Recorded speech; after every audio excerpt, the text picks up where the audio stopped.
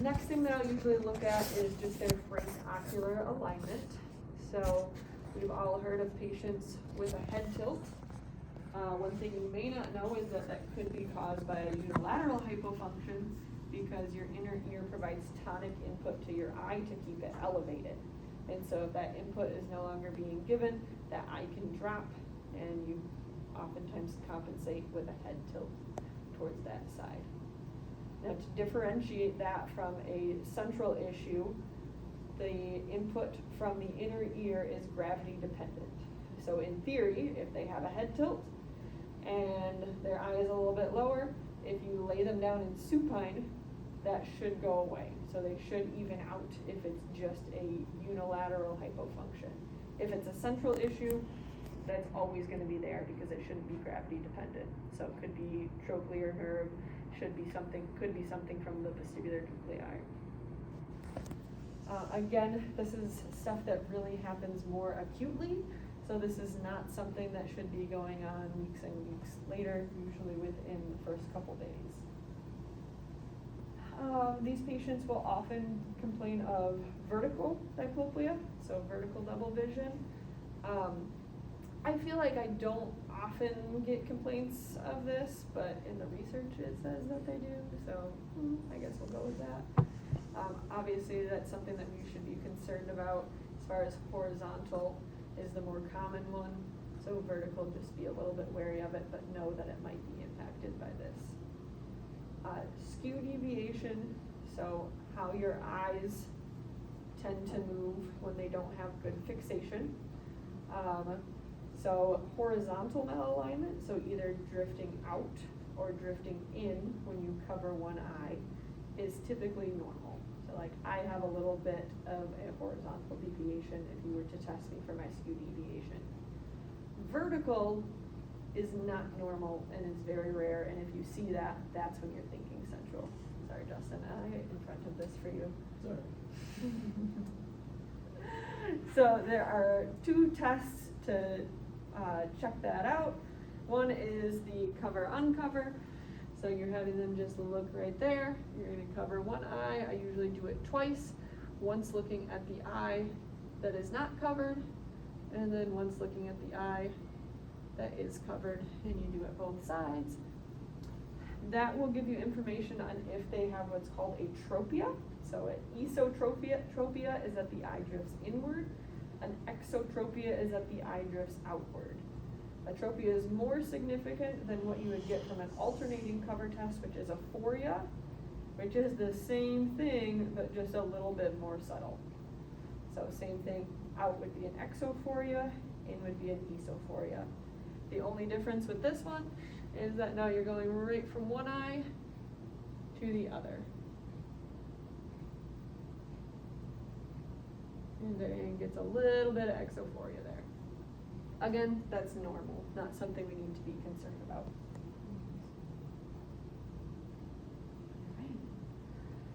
Convergence and saccades, I would say these ones I don't test quite as often because I don't tend to get a lot of information out of them. I will do it if I've gone through everything else and I'm not seeing anything, or if I am really concerned for a central issue, because both of these are going to be more common. With central, testing convergence, technically you should use something that's a 14-point font. I tend to use my finger because it's always there. It will at least give me a good idea of if they are able to bring their eyes together to make one image, if one isn't tracking correctly with them, and if they're getting symptomatic at all from this. So everybody knows this test, just bringing your finger towards their nose. Good. Typically, I'll tell the patient, tell me when this becomes double, and see how close. So blurriness and double vision are two very different things. So blurriness happens when they can't accommodate, so when their lens can't constrict in order to focus it, and double vision happens when the eyes don't work together to form one image. If you notice that when you're doing it, that one eye goes in and one eye just hangs out there, then that means that they're not able to bring them together correctly and they're maybe not using that eye appropriately. If one eye hangs out and they see double, okay, good. If one eye hangs out and they don't see double, then they're probably suppressing the input from that eye, and that's why they're not getting 2 images from it. Again, not something that we really worry about so much in the acute care setting, but definitely something that would require further intervention, either from OT or an ophthalmologist or something along those lines. I put in there about the Brack string because that's really interesting and kind of fun to use, but that's more of an outpatient setting. Saccades, so eyes being able to jump from one target to another quickly. Typically, I'll put my fingers up like this and say, I want you to bounce your eyes back and forth from each of my fingers as quickly as you can. Good. Diane is doing a great job. Go ahead. Good. They should be able to do this very rapidly and quickly and accurately. It is normal to get a little bit of hypometric saccades, or saccades that don't quite go all the way to target, but hypermetric, or ones that are overshooting, are pretty abnormal, especially if they're doing that consistently. This is also something that you can consider if it's symptom provoking, that's concerning as far as a central diagnosis or an unilateral hypofunction.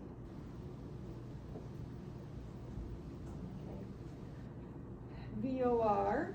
So one thing to keep in mind with the VOR is that you only need to be at a little motion. You don't want it to be these huge motions, because again, then you're getting their eyes at end range and you're going to start to see funny nystagmus likely at end range.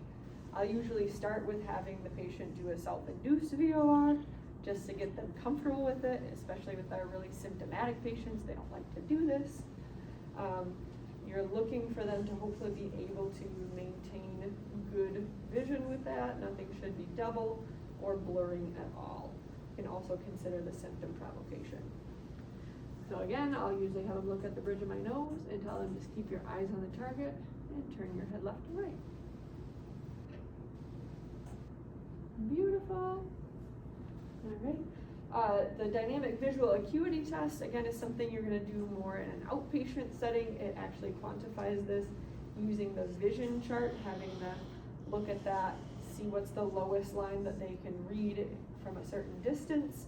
Then you help them move their head at that 2 hertz speed, and then it should only go down 1 row that then they should still be able to read with their head being moved. More than that would be considered abnormal.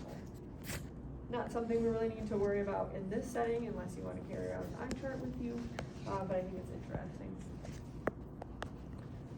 Usually I'll go right from a self-induced VOR to a head impulse test. You're going to want to have them start looking at your nose. Have them tilt their head down about 30 degrees. That's going to put this in line with the horizontal canal. The way that I learned to do this was moving their head back and forth and then giving them quick movements. Personally, I find that that's a little bit easier because the patient starts to trust you and let you move their head a little bit more. I also saw it for the first time of someone just quickly giving these movements. But I do more of this and really quick.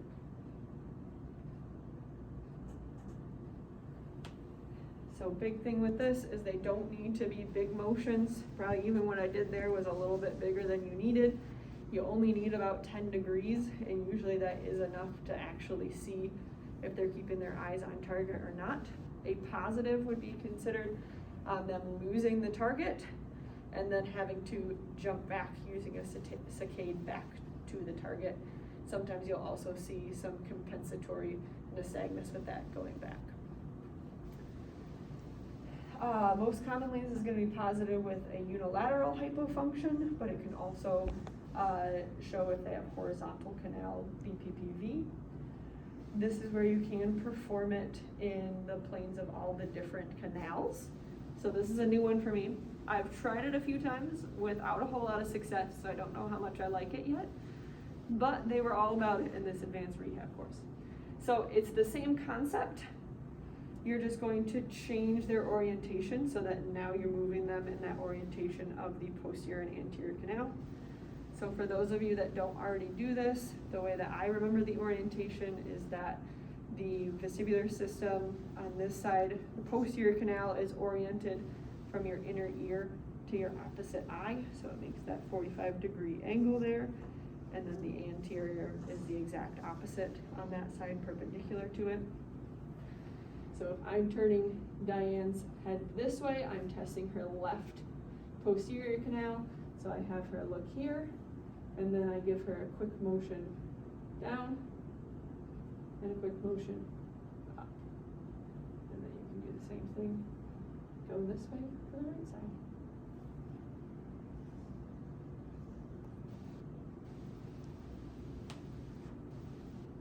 So fun new things that you can try. Again, I haven't had a whole lot of success with it lately. Is that because I'm testing people who are negative? Is that because I'm not good at it? I don't know. So you should only get a loss of target on one side. Correct. Assuming that one side is affected. Now, if you're seeing both sides, could potentially be a bilateral issue, but typically with that, your VOR isn't going to be very good to begin with. Okay. Yep. So with this, the side that you're moving to when you do the quick movement, that is the side that you're testing. So if when I turn Diane's head to the left, she loses me and her eyes have to jump back, then, sorry, I did that backwards. I said left, but that's your right. To the right, and she loses it, then that would be considered a right hypofunction. One thing that I learned with this too is that there needs to be at least about a 40% asymmetry side to side for this to really be positive, which is kind of a lot. So we might be missing some of those patients with some false negatives with this. Overall, pretty good sensitivity and specificity though.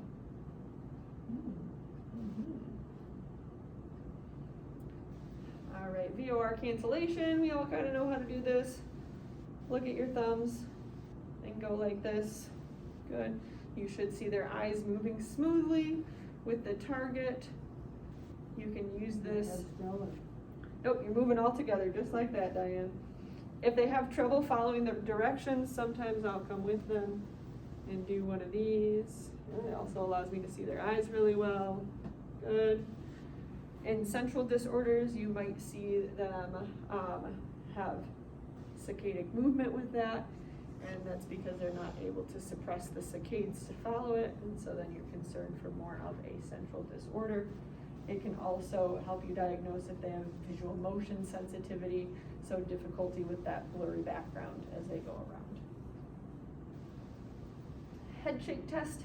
This is another one I feel like I haven't had super great success with. So I haven't been really testing it a whole lot, but I'm trying to get back into this. It should always be done with Frenzels because it's really easy to suppress the nystagmus with this one in room light. If you're just really itching to test this, you can do it and then hold a blank piece of paper in front of their face because that'll help them not be able to fixate. But we have Frenzels, so we should use them. You are going to, again, tilt their head down, and you're going to give them quick movements, usually about 20 to 30 reps. You don't really care where their eyes are. They can look at anything they want to. She would have Frenzels on. I'm going to move her quickly, 20 to 30 times. We'll see how dizzy we can make Diane. And then we stop and we look at their eyes. And their eyes should beat towards the unaffected side. They might get 1 or 2 beats normally. Diane didn't, but 3 beats or greater is considered abnormal and would indicate a hypofunction.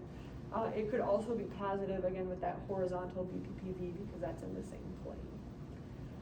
Head shake suppression is just that exact same test. So if you were to get a positive on that test, really cool, then what you would want to do is then tilt their head down because that should activate the otoliths, and if it is a peripheral disorder, then the nystagmus should stop, but if it's a central disorder, it will keep going.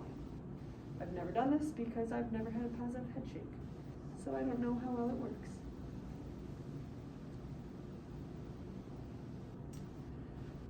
Hints exam, so all things that we've already gone over. Steph did a presentation on this, I think like right before I started here. Heard it was great. Sounds like she kind of went over each of these. We've gone over most of these as well, or all of these, sorry. Essentially, it's just a way to rule in or out stroke for patients in the ED. So you suspect a stroke if any of these exist. So if they have a normal head impulse test, so if they're not losing the target at all, if their nystagmus changes with gaze, so you'd have right beating with right gaze and left beating with left gaze. If you have a vertical skew deviation, so horizontal is fine. Really good sensitivity and specificity, and better than an MRI in less than 24 hours post-stroke. So pretty cool, especially considering that not all of the neurologists do this, or at least they don't all document that they did it. Maybe they do it and don't write anything down in the ED. This is just a reminder for me to talk to Katie about these things because they're more for outpatient.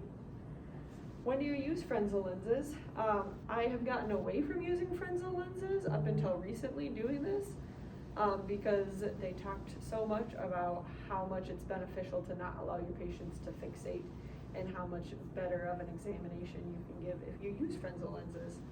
So I will try and use them on my patients as much as I can. I steal them from outpatient frequently. If other people want to steal them, we can talk about that. I also have some other options that we'll go over, not today. The times when you really want to use them is if this patient is an acute or kind of subacute suspected unilateral hypofunction.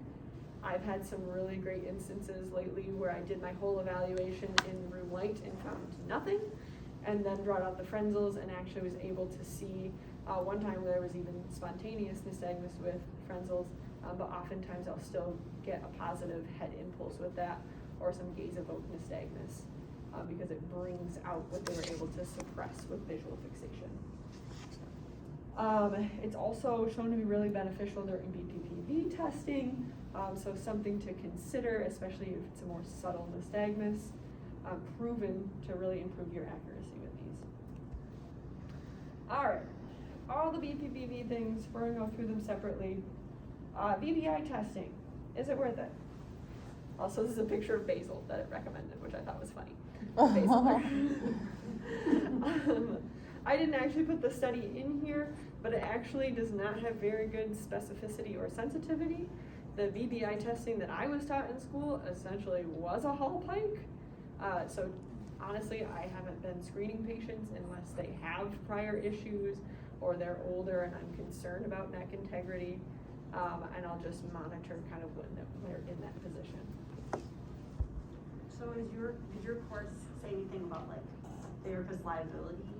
Or like when I went to mine in like 2015, or like, oh, just at least have it in the charts that you did, you know, are they saying not to worry about it so much because the research? No, Cool. yeah, they're like, oh, it's fine, yeah, I don't do it anymore. Good. I haven't done it in years. Oh, okay, that's nice. Yeah. You go for it, Justin.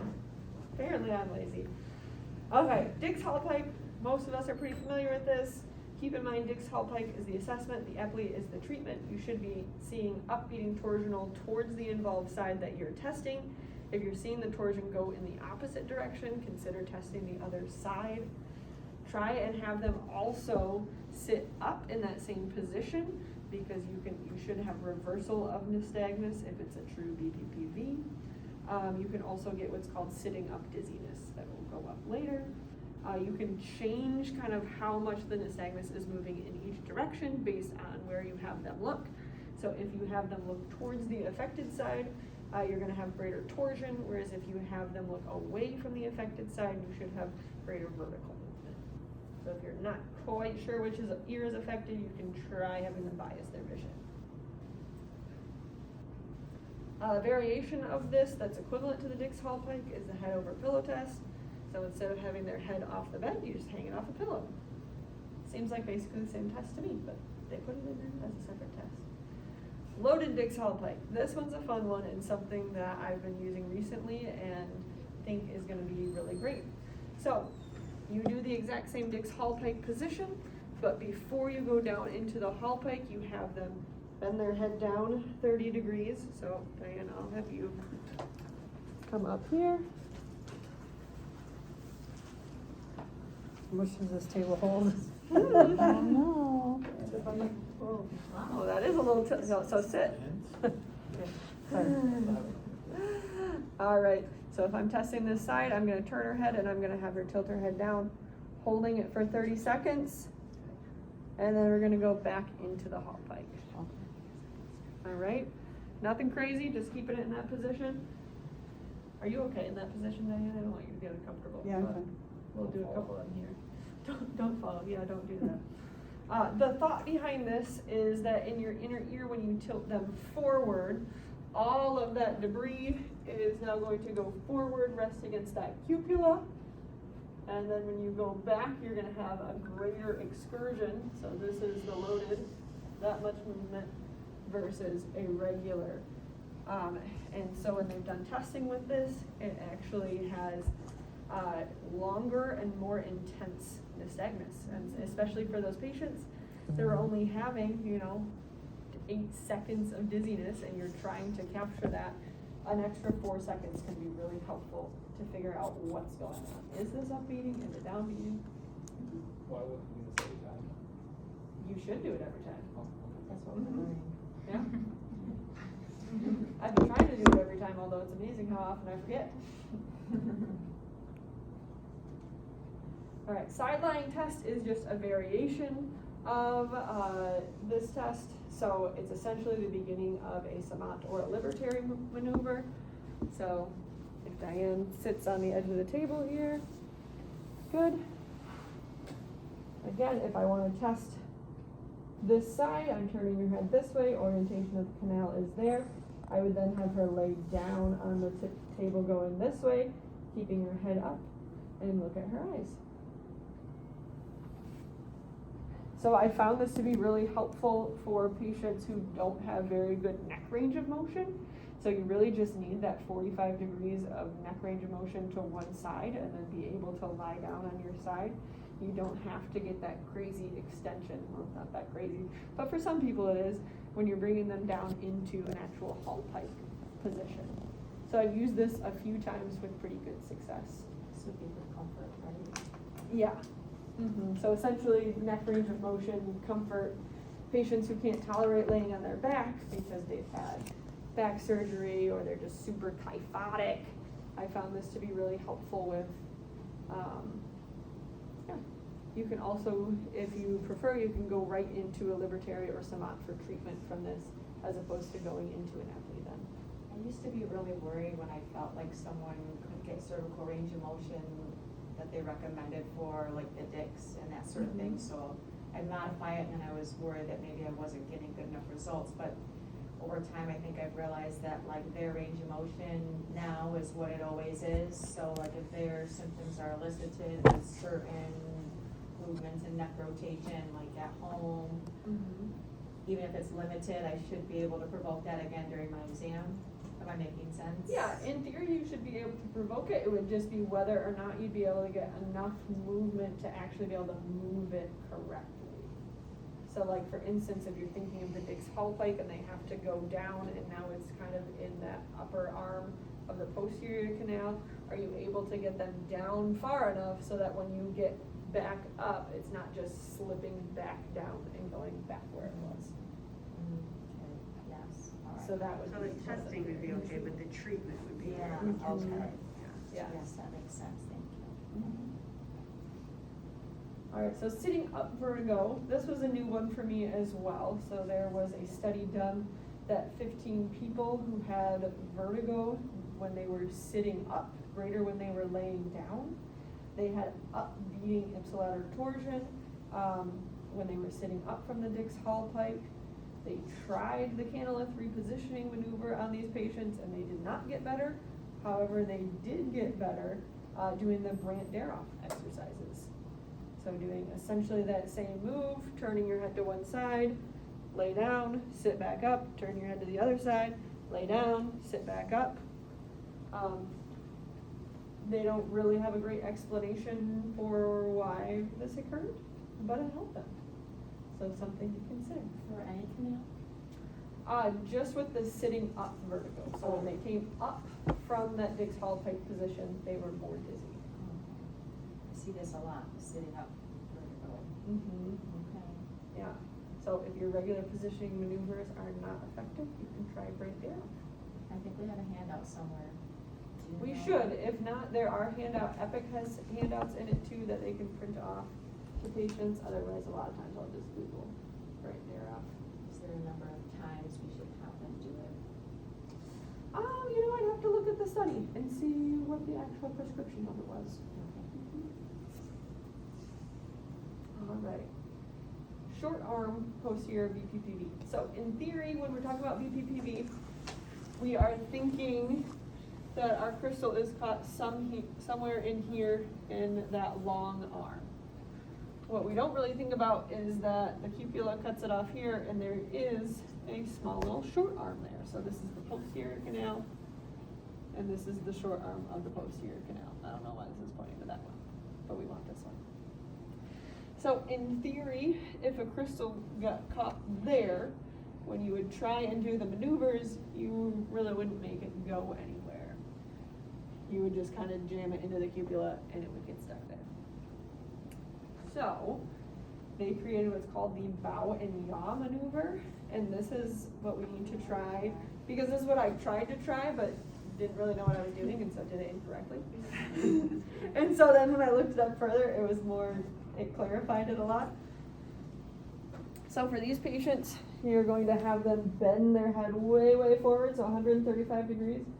So you might not be able to get all the way there, but do the best that you can. You might kind of have them lean forward. Diane's stuck because she doesn't have anywhere to put her feet, so she can't go anywhere.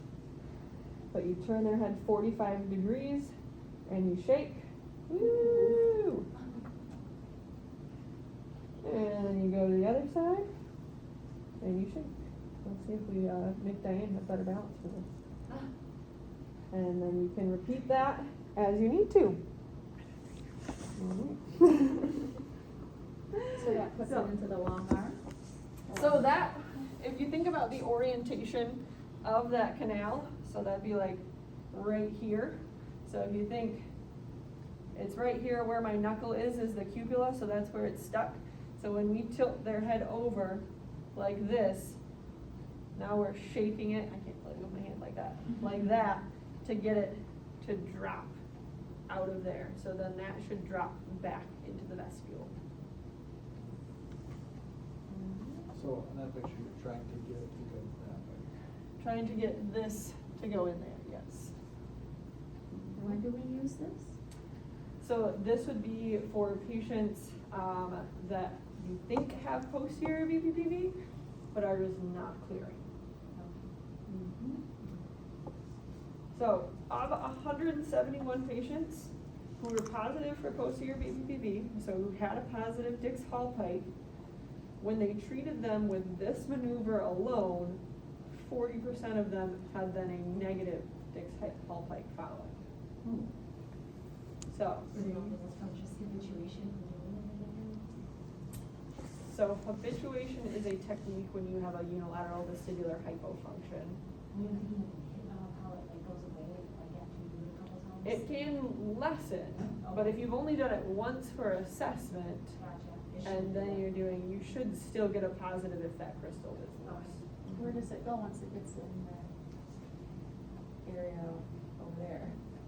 Into the vestibule here? That one. It gets resorbed. Oh. So that's where you're trying to get it always. This connects around to the other side. Oh. All the way around. You want it to go all the way around, not back the short way. So yes, Okay. typically, I was we're getting thinking confused that the crystals are caught here. Okay, And so that's what the Epley maneuver does, is it positions it to go all the way around here. And then this is attached just on the other side. The ampulla is in the way. And then it comes back into the center area. So, Okay. yeah, interesting. I don't think I fully understood that the cupula was there and was blocking anything from moving that direction.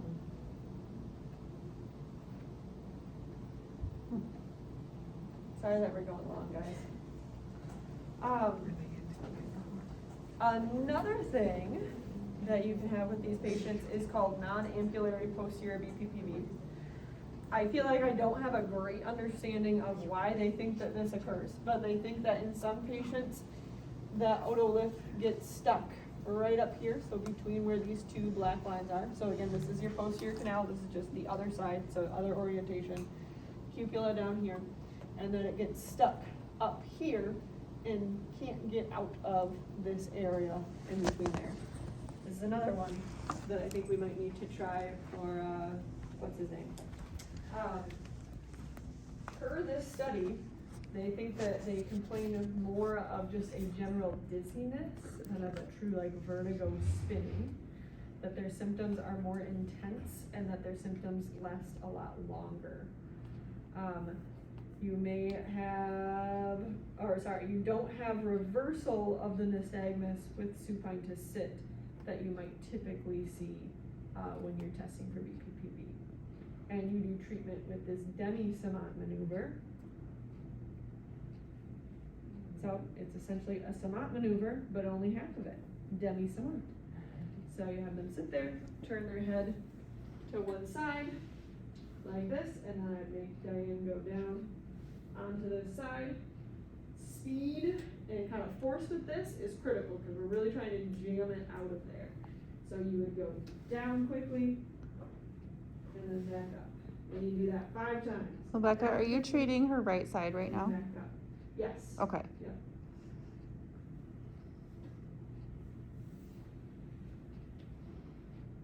So again, I don't know why they think this is a thing. I didn't really explain that.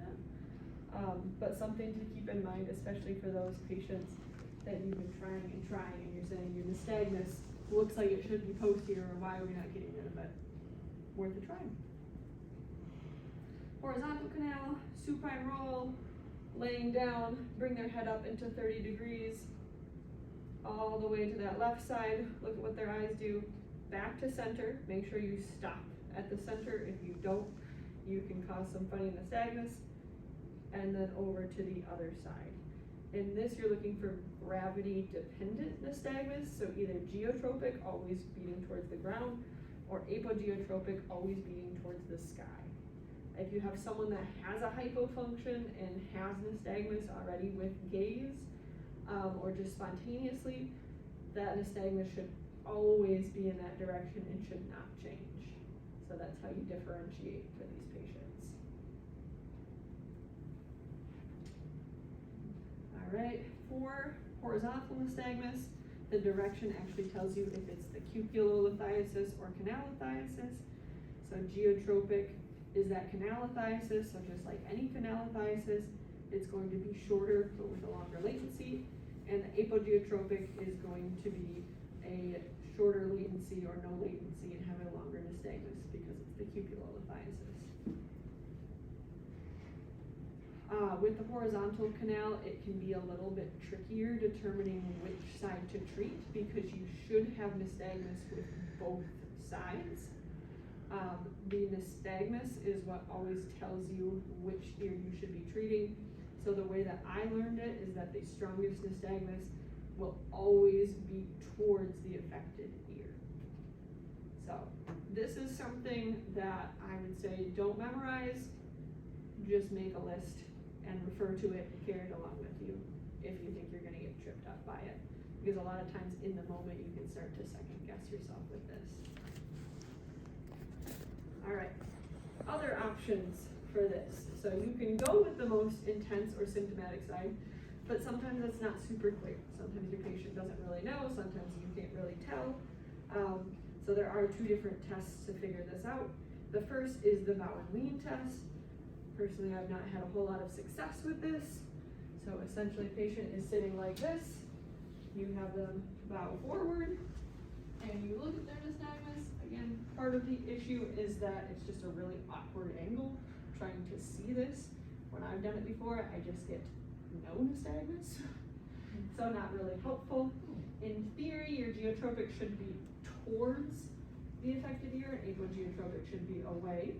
And then the lean test, which is just sitting there and going all the way back. I know, we gotta get you better neck range motion. Julie. Alright, and then that is the reverse of the sound test as far as which ear is affected. Again, this is something that I don't have memorized, I just carry it around with me just in case. Latency test is a new one, and I'll have you lay down again if you don't mind. The great thing about this one is that you can go right from supine roll testing into testing this to determine which side it is. So you start in that same position that you would to test the supine roll. You actually go into a supine roll, so I'll keep it the same as what it says on there. So you turn their head to the right, and you would wait for 15 seconds. So their nystagmus is probably gonna start within that time. Once the 15 seconds is up, you're gonna turn them all the way to the other side and start timing as soon as you get to that side. You stop your timer as soon as their nystagmus reverses. So if they were over here and they had upbeat nystagmus, then you come over here and you watch them and wait for that nystagmus to become upbeating on this side. And you get that time for each side. So after I get, say 5 seconds for that side, I would go back to center. I would go to the other side, wait for 15 seconds. When the 15 seconds is up, I would go all the way to the other side, start my timer, and stop it when the nystagmus changes. And then compare the 2 times that I got for each side. The side that you're turning to is the side that you're testing. You can go ahead and do that.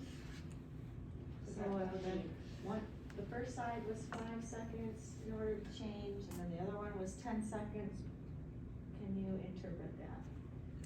So if you look in the red, the affected side is the shorter latency when you're looking at geotropic, and it's the longer latency side for the apogeotropic nystagmus. So is this telling you which side to treat? Yes. And it's the side you started with is, The side that you're turning to Turning is the side towards. that you're testing. this is another good note card to carry around, I feel like. So my goal is to make just a nice kind of quick summary of a bunch of these tests and just have kind of the basics of what they are and how to interpret them and have that in a packet that we can all have with us. Because I already have a vestibular packet that I've used for a long time and just always carry around with me so I can reference it whenever I need to.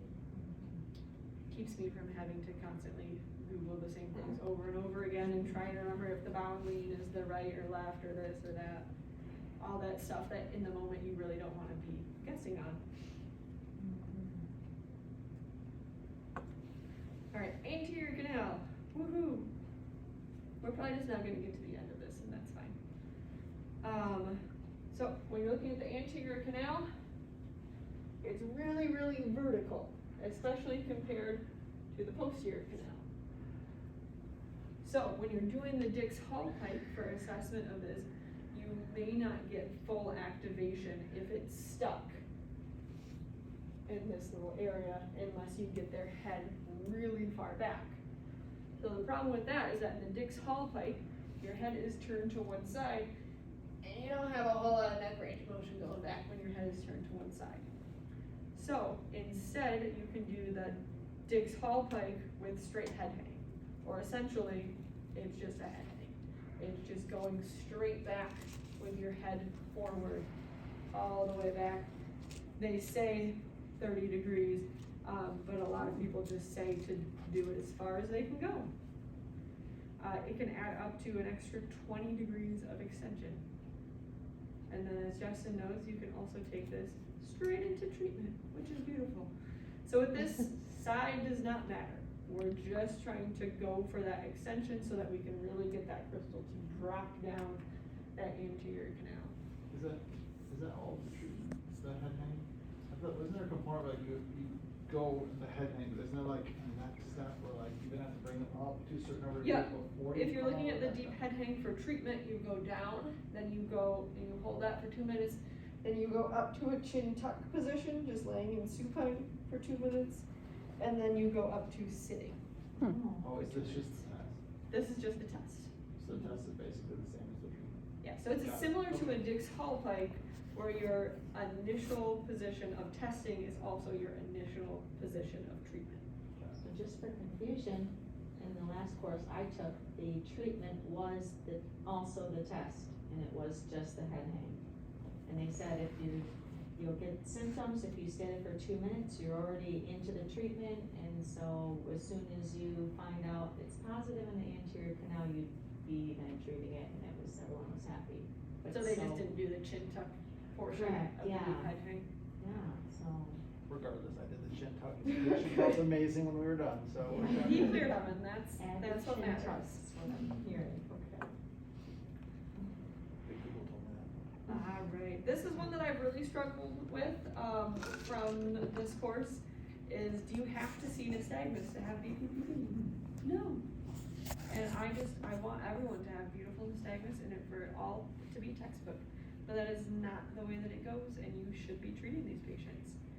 So they did a study where patients who had objective BPPV, so like a true BPPV with nystagmus, and then patients who had subjective BPPV, so they got the symptoms, but they didn't actually have any eye movement. Both of them were treated. 91% of the objective got better, 87% of the subjective got better. That's pretty good odds. They also just did a study with patients with positional dizziness, who all of them did not have nystagmus. They treated half of them, didn't treat the other half. The half that they treated with the Epley maneuver, were significantly improved in 10 days versus those who were not treated. So when someone with a unilateral hypofunction then, what's the short and easy way to then determine if it is just that and not BPPV? So to go through those tests that we did. The oculomotor test. Yes, so the oculomotor test, if it is a acute unilateral hypofunction, you should see potentially a spontaneous nystagmus that may have been accommodated already. A gaze-evoked nystagmus, again, may have been accommodated already, but you should see a positive head impulse test To one side. to one side. You can try it with the other canals, and that might. Because that would be positive with BPPV also, correct? No, unless it's a Oh. horizontal canal, then you Okay. could get a positive with that. But in theory, or I guess I'm thinking, if you're doing a horizontal head impulse test, unless it's the horizontal canal, it shouldn't be positive. So Okay. posterior BPPV should not give you a positive head impulse test horizontally.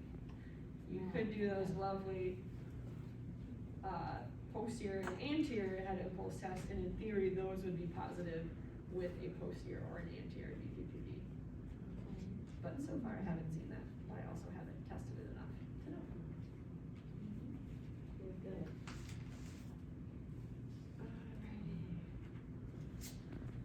Other fun facts with older adults with BPPV, they can have vertigo without the nystagmus, they can have nystagmus without the vertigo. Treat them both. But they tend to be a little bit more of a mixed bag and not necessarily have both. Alright, we're well over. I still have like 7 or 8 slides going over concussion and vestibular migraine that we can just save for another time. Okay. That's one more question. Mhm. So let's say that you take a history and you start with your chest, and you're assuming there's BPPV, then are you going and doing the test that you think is gonna be positive based on the other information you've gathered, or are you trying to